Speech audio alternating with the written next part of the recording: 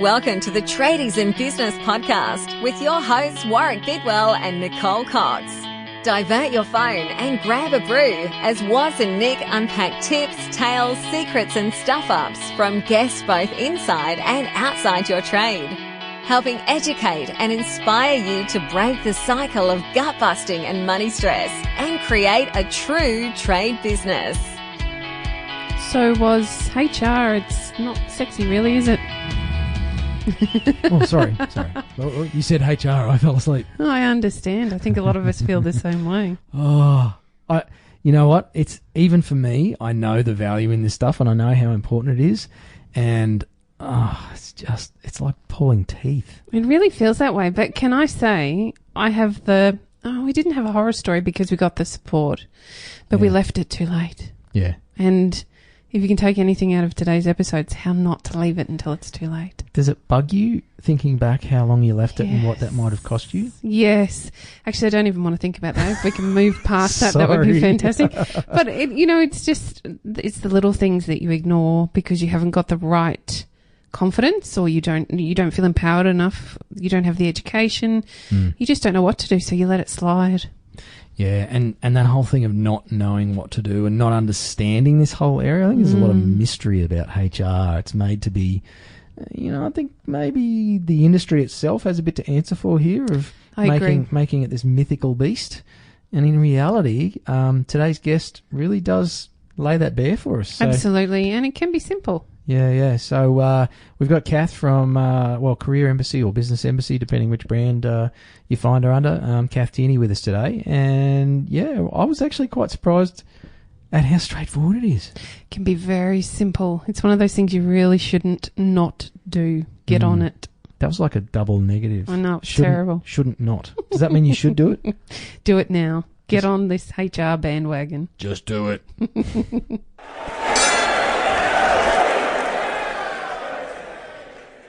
Alrighty, so joining us today on the Tradies in Business podcast is a lady by the name of Kath Tierney from Career Embassy. Kath, welcome to the show. Thank you. How are you? Very well, thanks. And for those of you watching on YouTube, you can see my co-host standing here on my left shoulder, my left-hand woman.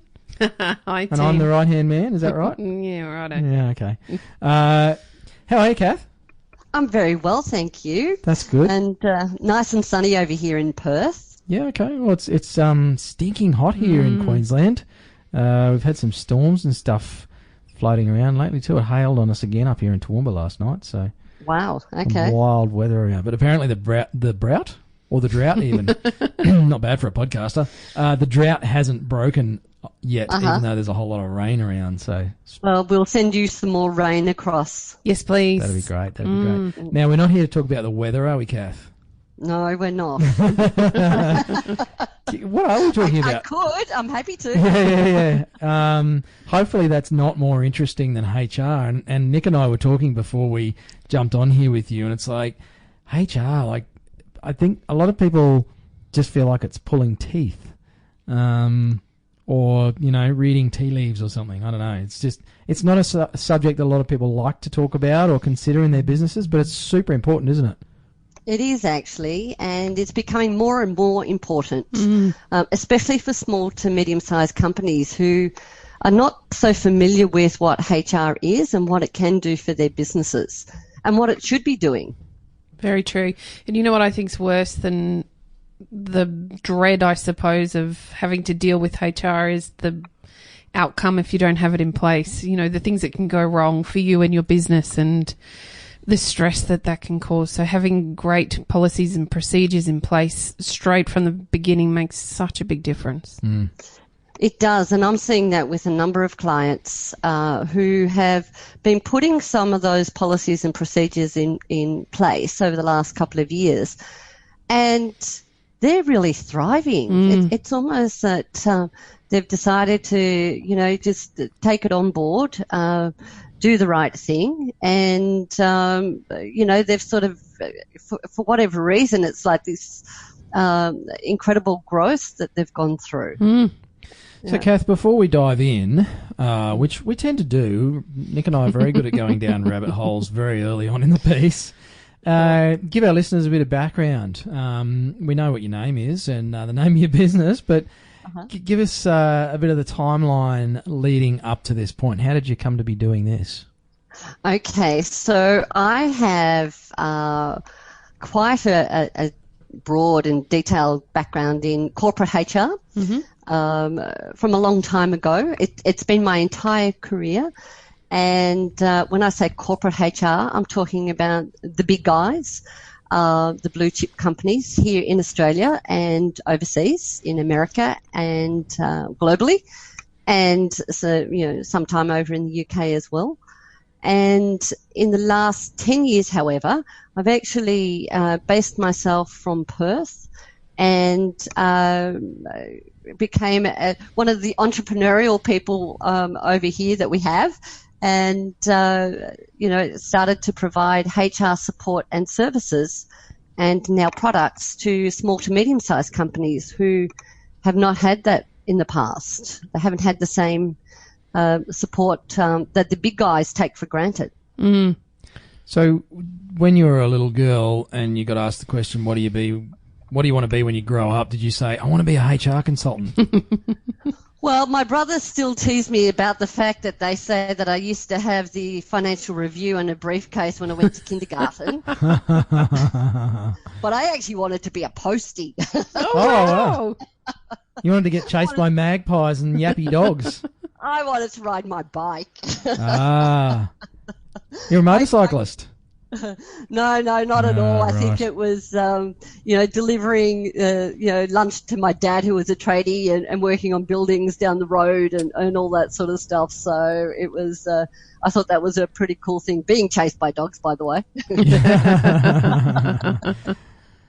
Yeah, cool, so, cool. No, HR, I've always loved the employment side of it, the employment law side of it, and how it really can impact business, because it actually isn't, it's not so clear cut sometimes. It actually goes right across the whole spectrum of business, and it can influence and impact finances, productivity, performance, profit, business strategy, and I love to know how things work.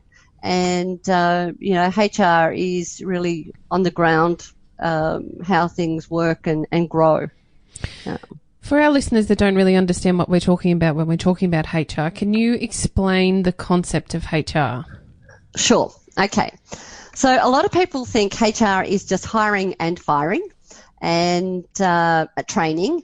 In fact, a lot of people, HR is very broad, and let me give an analogy. So, for example, people have an accountant for finances, but they may also have a bookkeeper. They may also have an auditor. They may also have a financial advisor. So across a whole spectrum of finance, they may have a number of different experts and advisors for those different functions of finance. So HR is similar to finance in that regard, in the sense that there are several different aspects to HR, and one way to explain it is that it's a whole gamut of, from the beginning of sourcing people to work in your business, right through to making sure that you're compliant in terms of looking after them as an employer, right through to making sure that person is being productive for your business, and you're actually helping that person be productive, through to, okay, well, what happens if it's not working out, so it is that hiring and firing and everything in between, but it's more than just a policy or a procedure or a letter of appointment or hiring, training, payroll. It's HR is all of those sorts of things. So it's the management of your employees. It's a very comprehensive part of business, HR. I've had some experiences, good and bad, with trying to grow a team and the culture changing and requiring HR support to help me get through that challenge, shall we say. And I guess my big take home was we left it too late. It's something we should have had in place from the very first staff member. It's a part of business that was unfamiliar to me at that time. And therefore we made some mistakes in the way that we hired or the people that we hired, and we didn't necessarily have the right contracts in place to make sure or to assist the exiting of some of those employees in a seamless way. So we had to take on some support, and support's fantastic, but if you leave it to the last minute, it's a little, too late. You Yes. said that all very diplomatically. Did I? Yeah, you made that sound very clean and professional. And I'm biting my tongue. You should see the yeah. junk out of my tongue.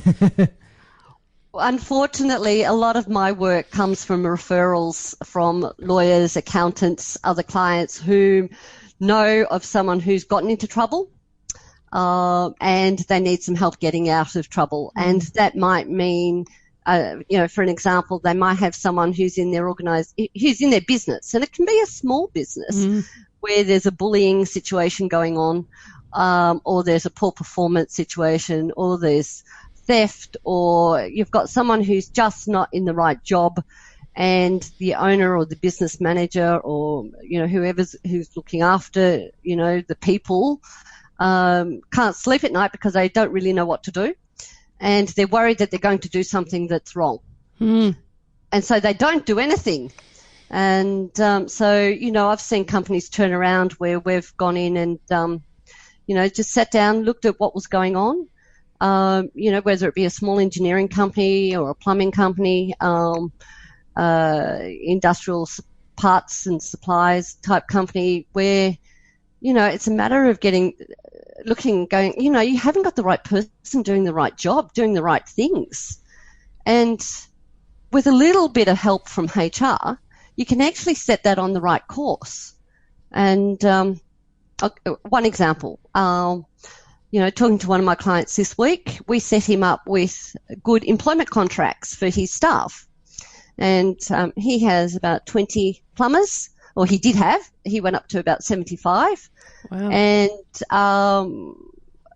he had them working 42 hours, for example, each week. It's a standard contract. And markets pulled back a bit.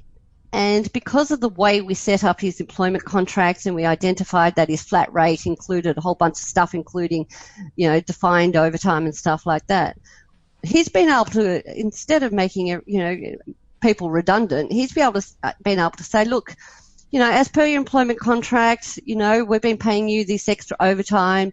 We need to pull back now. So it's given him that, not just the confidence to actually address those sorts of issues, but also the tools and the ability to say, okay, well, now I want everyone to work 38 hours. I think HR is like a insurance policy for your business. Good HR principles are just so necessary. And it's often looked at, I think, in the marketplace as a bit of a protectionist strategy, but the opportunity, and that case study you just shared, Kath, is such a classic one where it allows a business leader to actually lead for the good of the whole team, and rather than have to lay off people entirely, everybody can keep their jobs, even if it is a slightly reduced level, because they've got the confidence, I guess, to be able to do that without fearing what I've been through, where I've made someone redundant in a previous business of mine, and get taken to Fair Work and go through all that stuff. And in the end, it was a frivolous case, but it still cost me a buttload of money as a business owner and time to defend it, and the time and the distraction and all that stuff. So having all the right things in place in the first instance, I think, just frees business owners up to lead. And often it's my clients will ring me and say, Kath, I've got this situation. What do I say? Yes. What are the words I use? Yes. You have a chat with them on the phone and they go, okay, cool. And you ring them back a couple of weeks later and go, how did you go with that? Yep, done. It was really tough. It was one of the toughest things I had to do, but I did it. Yeah. And you know what? Everyone was okay with it. So, HR, to answer your question, and we've sort of gone around in examples and stuff like that, but most small to medium-sized companies think of HR as extra paperwork and bureaucracy, Yep. right? Yep.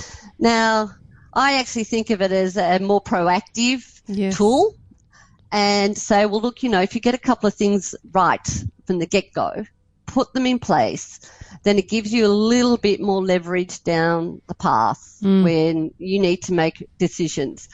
And big companies, the big corporate companies, they don't focus on that paperwork for HR. They actually, when they talk HR, they talk productivity, performance, and profit. And that is very different. And that's now what I'm teaching small to medium-sized companies to say, look, get all your compliance in place. That's not that hard. It's a little bit of a tiny investment up front. Get it right. Learn a little bit about it. It gives you some guidelines to work within. And but let's look at your productivity and your performance and your profit and how, as a business, you could be doing more with, with what you've got. Yeah. I guess a common question I'm asked is when small businesses in particular should start looking at implementing HR. As soon as they've got their ABN and employ their first person. Totally agree. Couldn't agree more.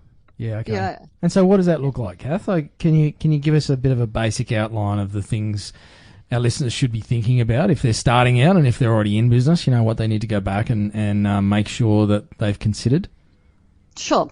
So the first things are to make sure that you've got a good employment contract in place, right?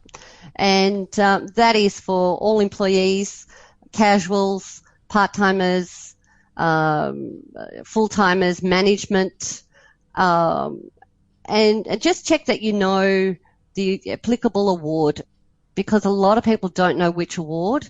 And especially in construction, there are curly things like a special redundancy clause that applies across different tradie awards that don't apply in other awards. Just get a handle on that because you can get caught out. So just, when you're starting out, just understand some real basics like letter of employment, a couple of really good policies. And again, it doesn't have to cost you a lot of money, and it actually doesn't if you get quality ones. Don't just get random stuff off the internet that you copy and paste. Really? Why not? I can assure you that's where I get a lot of business from. Not the right side of business. So what's the alternative, Kath? Because it is probably the go-to strategy for tradies in business everywhere is go find one on the internet and just make it your own. Well, for a start, it doesn't necessarily reflect how they operate their own business and what they want to do. Mm-hmm. All right, it may not be compliant because there's a lot of changes that have happened through Fair Work. When I say Fair Work, I mean the Fair Work Act, Fair Work Commission, Fair Work Ombudsman. So I'm giving it a nickname today, calling it Fair Work. Yep. So, a lot of changes. So you need to keep up to date. So anything you get off the internet randomly and bits and pieces. Often I find documents that have, refer to Schedule A or refer to Schedule B, and of course there is none. I've seen that many times over. But there are other opportunities as well to take advantage of the flexibility that's in awards. And, you can write that into employment contracts and you can use flat rates, if you do it properly. So, first of all, get your employment contract. Secondly, get some basic good quality policies in place that you can rely on, and it stops you having to tell people over and over again what you expect of them. You can just, say, look, I sent you the policy, that's what my expectation is. Make sure your pay rates are right, and that includes overtime, allowances, annual leave loading. Many people keep thinking annual leave loading doesn't exist, and it does. Mm-hmm. Even big companies can get caught out on that. Some other basics, having, and this might sound a bit tree hugging, but things like having a feedback form. Yes. Just a very simple feedback form, and big companies call it performance management. I call it feedback. Mm-hmm. just a very simple, this is what you've been doing really well. I'm really, happy about that. These are things we need to improve. There's some really simple things that should be right across the board. A probation policy or an induction, health and safety. They're the sorts of things that also need to be taken into account, especially if you're looking to put in for large contracts. You need to have this compliance in place as well. Yep. Yeah. Yep. A subcontractor agreement. What does that look like? Yeah. What's the difference between a subcontractor versus an employee? You need to know that. Yeah. I spent 2 hours explaining that to Tyler's yesterday. So, you've probably covered this in some regard, Kath, but what do you wish tradies did better in their businesses when it comes to HR? Pick up the phone. Okay. Can you expand for us? Pick up the phone and say, this is where I'm at. This is what I'm doing. And just be comfortable just talking about where they're at in terms of their business, and having a HR person who can talk to them about, well, have you thought about this or that? Yeah. Yep. So, for example, if, someone rings up and says, we're really struggling with this person, apprentice or someone who's really giving us a hard time. I keep telling him what to do all the time, I've never heard that from a tradie. I've told him 1,000 times, and he's still not doing it. Exactly. Or, I've got great people, but they really just don't get along. There's a personality issue. That's a fantastic one. It's like, well, hang on. That is not performance. Performance is about behaviours as well as doing the work that's required, Yeah. So, yeah. So, yes, pick up the phone. Mm-hmm. It's a great start. Talk to somebody. Get some help. And don't do the fear factor. Don't be sucked into companies that are selling HR through insurance and you're going to get fined $30,000 and all this sort of stuff. Don't go down that path. Yeah. And one of the fears I see with tradespeople in business is the idea that HR is expensive, that to do it right, it's going to cost them thousands and thousands and thousands of dollars, and it's going to be years of work and just an absolute headache. Is that a myth, or, is there a myth there we can bust, Kath? Sure, absolutely. It doesn't have to be expensive at all. Am I allowed to say what I've been doing? Absolutely. Please do. Yeah. So I sell my HR products through Officeworks online, and that again is to give access to all size businesses to be able to get a HR hiring kit. It's only a couple of $100, and it's got a letter of appointment, it's got the Fair Work statement, it's got probation policy, it's got recruitment guidelines, it's got a whole lot of stuff, and it's only a couple of $100, and that's on Officeworks. Cool. Companies pay thousands and thousands of dollars for all that stuff. So, yeah. And it can be used across any industry, so, and we're about to launch a subscription. It's going to be something like $50 a month, maybe, for up to about 20 employees, where we'll just, your staff can just log on and get all the policies and documents and things like that. So HR does not have to be expensive, and it should be in a way that costed in a way that you might pay for one little thing, but you can use that over and over and over and over again. I think not having HR is expensive, or can be an absolute nightmare. And having to find that support last minute when everything's going wrong is when some of the other players in the market will prey upon those small business owners, and you are paying a fortune for something that should be really quite simple. Yeah.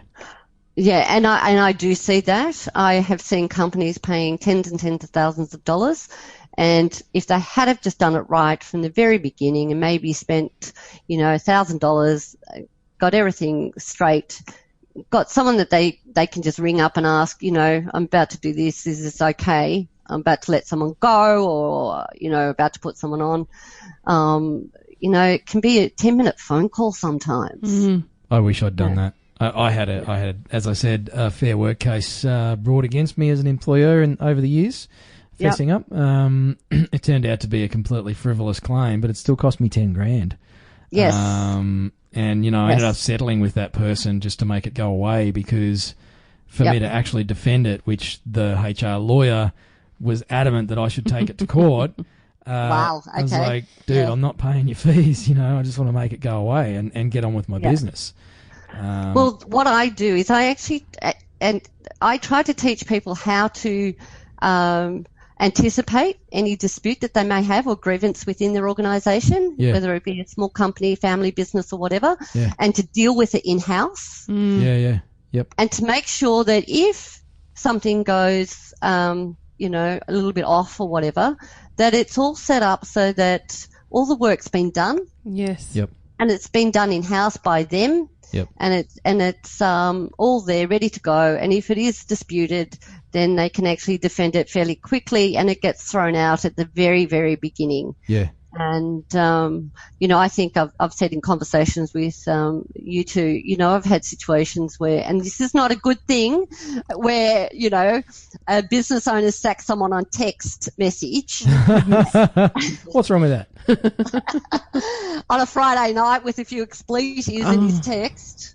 And, dear, because we did a lot of work getting ready for the mediation and everything,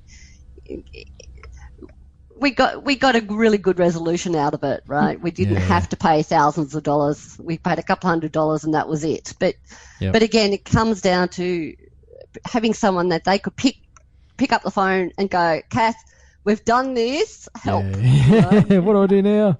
Or we want to do this, help is better. Yeah. Kath, I'd love to know, this is probably a bit the scary end of what you do, the worst case that you've seen, or worst case scenario. Give us a few stuff-ups, I suppose, that you've seen. Okay.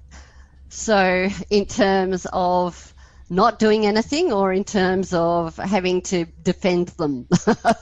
How about you give us one of both? Horror story. We want horror stories, Kath. Okay, a horror story. And in fact, the company that I'm about to talk about have actually given me permission to use them as a case study. Wonderful. It's a small engineering business that has some tradies as well, a workshop. A small family business, less than 15 people. Mm-hmm. And I was asked to go and help them because they had an owner, the father, and a director, the son-in-law, who was working, and a non-working director who is the daughter. And half the staff were non-family. And the reason I was called in was to help them with a bullying case where the supervisor, the tradie, was highly skilled in his trade, but he was bullying not just the people that who were reporting to him, but also back to the owners. Wow. And they actually asked me to come in and help with that situation. And I said, well, okay, have you got any documents on this guy? And they said, yeah, we have. We gave him a first and final warning. And I said, okay, when was that? And keeping in mind, before I get to that point, what they wanted me to sack him for was he didn't bring in a whiteboard into the room when he was asked to. Okay, that was their excuse. I said, let's get rid of him. He's done something bad. And it's like, what has he done? Okay, well, he's a bully, but at the same time, he didn't bring in the whiteboard. We want to sack him for that. And I said, okay, so let's go back to this first and final warning. They said, oh, yeah, we gave him one 5 years ago for punching someone in the face on a client site. Oh, goodness. Holy moly. Okay. And I said, so now you want to sack him for not bringing in a whiteboard right, into a room. And because he was a bully and he was toxic. And anyway, we ended up there were other things, and we ended up being able to terminate his employment. But as I was walking into this company, I noticed that the admin lady kept putting her head down. And I turned to her and I said to them, check her accounting and bookkeeping, because I think she's stealing from you. Oh, goodness. She actually was paying herself on occasion at least 3 times over. Oh, wow. She transferred accruals that had been paid out to her. She transferred those across as well. Goodness. So in this small company, I ended up sacking 8 people. Wow. 1 for bullying, 1 for stealing, 1 for, the procurement lady who had purchased, $350,000 worth of stock that they'd never sell. 1 for drugs on site, client site.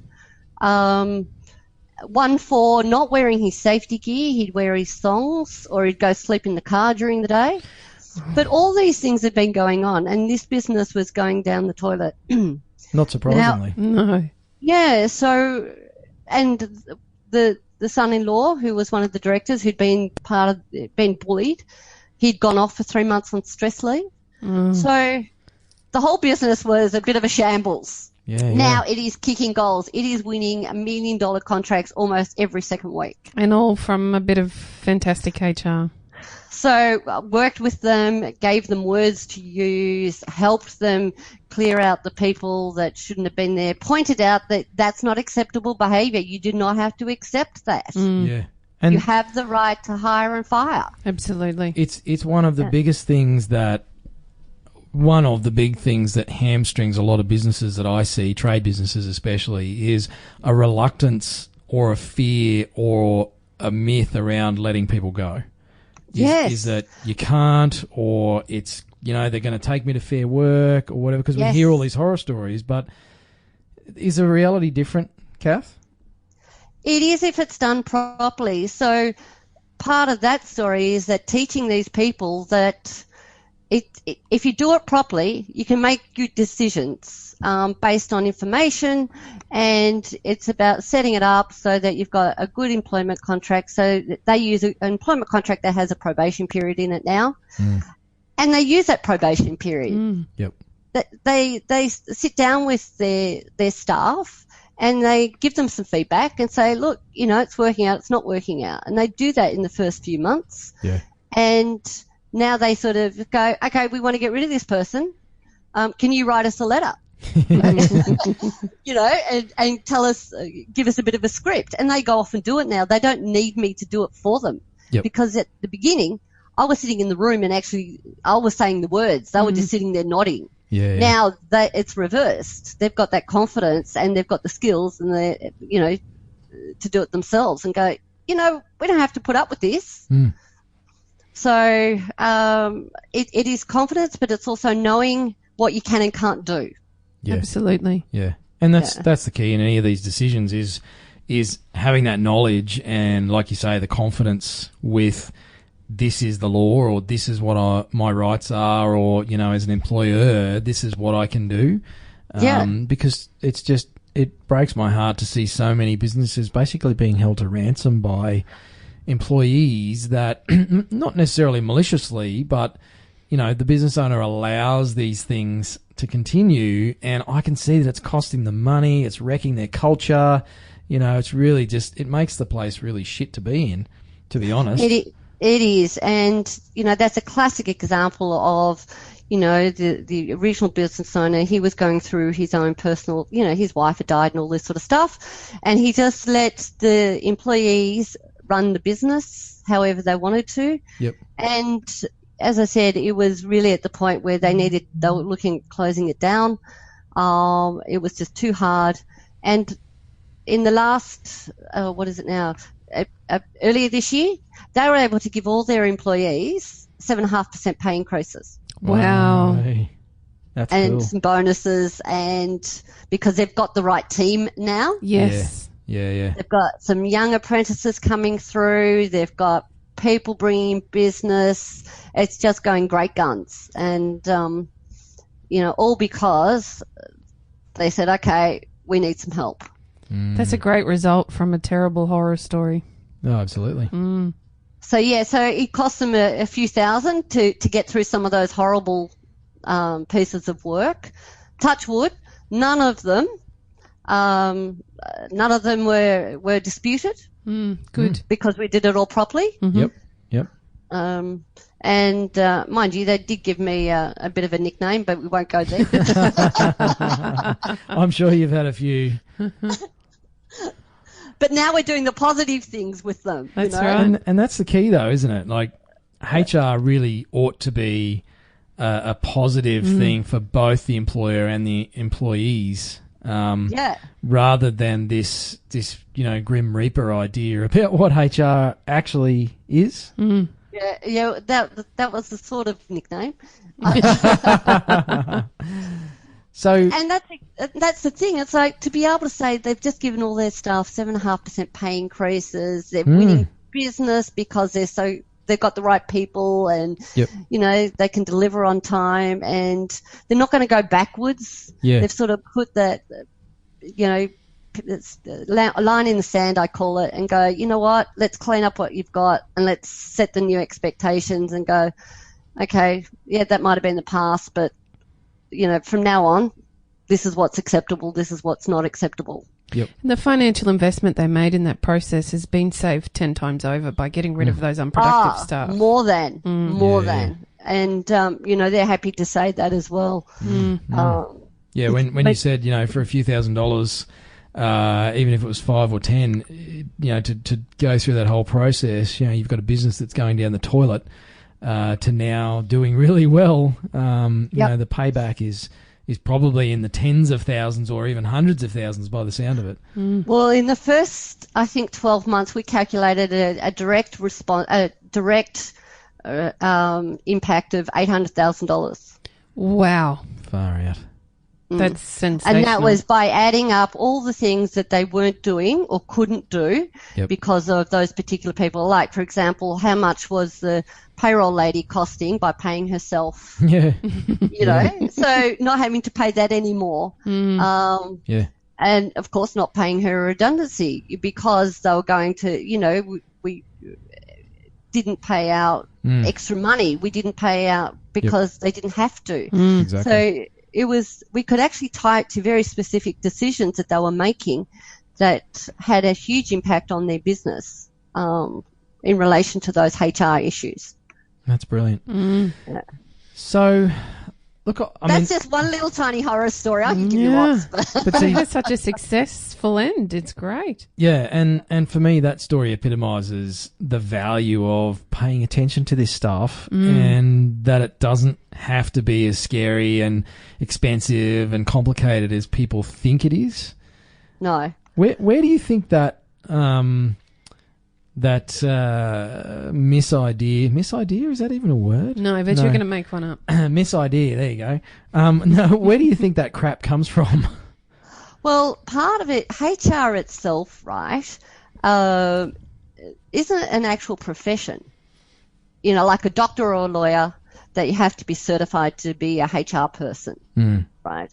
And not all HR people have actually been educated as HR people, and because there are so many different elements to HR, as I said at the beginning, you've got different aspects to HR. Not everyone's an expert in all of those things. It comes from the fact that you may, there's a little bit of miscommunication from the HR world itself, right? Yep. But also too, because people think they can do it. Yes. Of course you can employ someone. You just put an ad on Seek, give them a job. Yep. That's all you do, and you just pay them cash. Or you might give it to the bookkeeper to do, because that's what we think being an employer is. Yeah. But it's not. It actually comes with responsibilities. Now, I'm not a parent, right? But, they say, for example, when you have a child, you don't get you have to have a license to have a child. Yes. Right? You should. Now, this, as you do have to do for driving a car, the same with HR. You don't have to have a license to be an employer. Yeah. Yeah, that's right. So that's where it starts, and everyone thinks that it is an easy process to get into. Mm. You know, you can just put a job on Seek or just employ someone and off you go. It's that whole just enough information to be dangerous.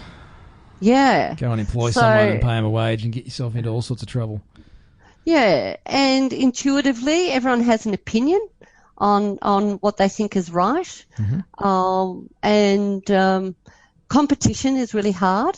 The conversation I had yesterday with these Tylers was that, well, if we do the right thing, you know, no sham contracts and all this sort of stuff, our competitors are going to undercut us. Yep. Because they're doing the wrong thing. Yeah. So that's a real challenge, and that is how do you do this? Because it looks like levels of bureaucracy that no one needs. I mean, seriously, you just want like a hole in the head, don't you? I mean, yeah. Oh. So how do you stop it becoming that machine? You know, avoid the bureaucracy. Well, you just do it easy. It's easy, and that is that you don't actually. You just do it straight from the get-go. You do a couple of things, as I said before. You get your employment contracts right. You know your reward. You know a couple of those things. You get those right, and you get someone on the phone. And it isn't bureaucratic after that. Sounds so simple. Why the bloody hell is this made so hard? That's what I can't figure out. Like, everyone should be doing this, right? Because it is very, very straightforward based on what you're saying. But also, too, I know that the difficulty is a lot of employees don't want to do it that way either. They just want to be paid cash. That is true. Yeah. They don't want to be paid super and pay taxes. They just want to be cash in hand or use an ABN and off they go and all that sort of stuff. They don't want to, Look, this goes back to probably, Nick's and my tagline, tradies in business, which is, get off the tools and into a true trade business. And I think that's the difference. You talk about those tilers. There will always be someone out there who is just like, it's not really a business. They're doing it as a self-employed job. They don't have the contracts in place. They're undercutting you on price. And it's a choice, we either choose to play the long game and the sustainable game of having the right HR stuff in place and, good marketing in place and quality work and all those sorts of things, or we go play in the pond with the people who are not doing it that way.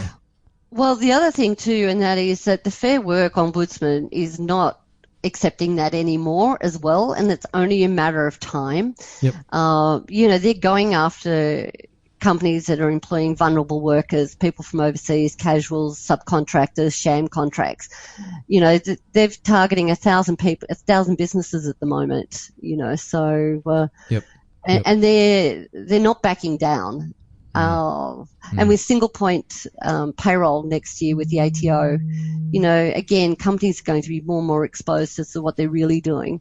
Yeah. So it's the old way, handshake agreements, all that sort of stuff. In 12 months' time, that's going to be the exception rather than the rule, and we're moving through to that now. So, and as I said, the clients that I work with who are doing the right things and go, okay, well, we'll cop it, even though our competitors are not, they're kicking goals. They really are. I actually think there's a bit of responsibility there on the small business owners that are doing it right to advertise the fact that they're doing it right. Let their clientele know that they stand out in their field because they are doing it correctly. They're not cutting corners. This is why you're paying more, because we're taking care of our staff. Yep. Yeah. Yeah, I agree. Yeah. Cool. So someone's listening to this. They're a tradie. They're in business. And they're thinking, holy crap, they're talking about me. I don't have contracts. I don't have policies. What's the first step? I know you said before to pick up the phone, but if you could sort of parcel all this up into what I'm loosely referring to as a tradie takeaway and shove all this into a styrofoam hamburger container,